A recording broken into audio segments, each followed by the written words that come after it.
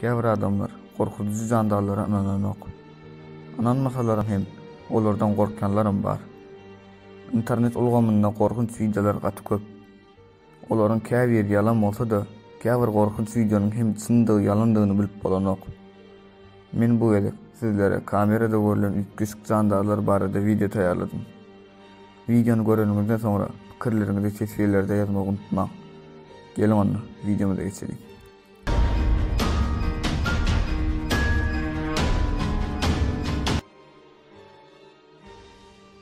Bu videodaki adamlar kadimi ýadygarlygyň öňünde surat tutuşdurýarlar.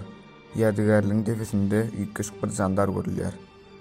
Suraty tutuşduran adamlar bu jandary görende gorkup gygyrýan tyklar eşdilýär.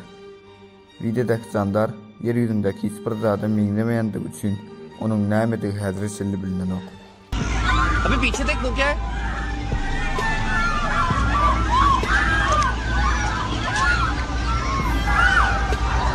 What the hell?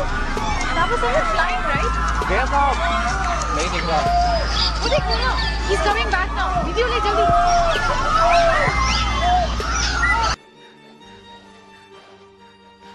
Bu videoda ýoluň ugrunda duran kameralarda bir haýwan görülýär. Bu videodaki 4 ayaklı jandar adama meňlemeýär. 4 ayak üstünde olan bu jandar ýoluň ortasyndan geçip gidýär. Alymlar bu jandaryň nämedigini häzir şelli bilip bilenok.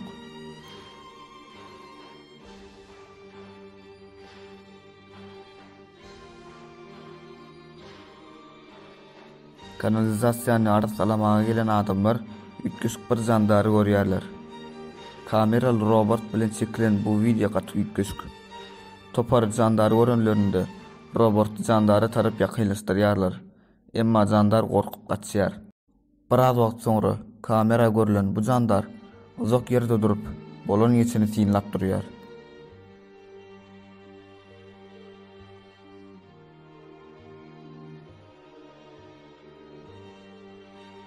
Dostlar, videomu halasanız like basıp ve videonu dostlarınız bilen imoda Instagramda paylaşıp ve kanalyma agza bolup maňa kömek etip bilersiniz. Videomuza dowam edelim.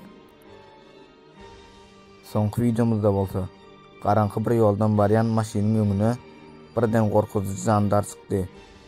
Derrew video kamera alýan adam biraz wagt durandan soňra üýtgeçik jandar maşyna tarap ylgap başlady. Gelin şol videonu görelim.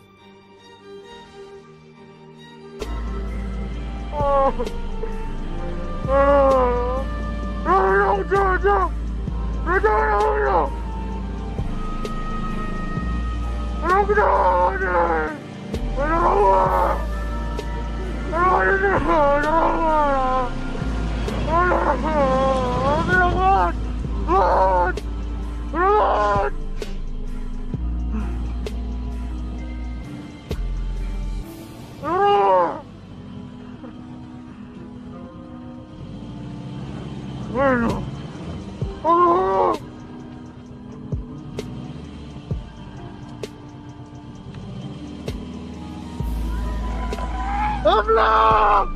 Allah! Allah!